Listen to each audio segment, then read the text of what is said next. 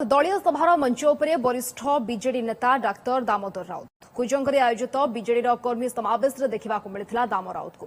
गाड़ी wheel chair बसी मंच उपरकू जाइए से दामंकर पुओ तथा विधायक संबित राउतराय पूर्वतन सांसद डाक्तर कुलमणि सामल और पूर्वतन बांकी विधायक प्रभात त्रिपाठी मंच उपरे भाषण भी देते राजनीति कथा कहबिनी केवल लोकंकु देखा करने को आसी बोली डाक्तर राउत तासह दलीय सुप्रीमो नवीन पट्टनायक को प्रशंसा करने सह धन्यवाद देछंती दलीय कार्यानुष्ठान मुक्त होगा पर प्रथम थर बीजेडी सभारे जोग देथिले दाम राउत।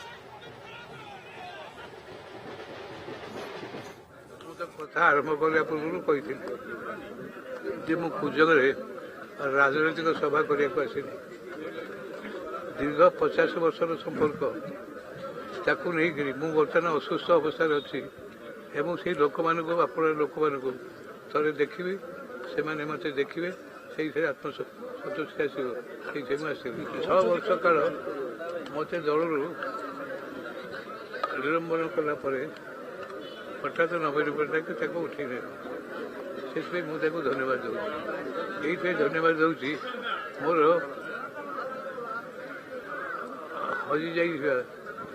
संपद को से मत फेर देती मोर यथेष मोर किसी पाइबार ना मोर किसी कहबार ना केवल प्रधानता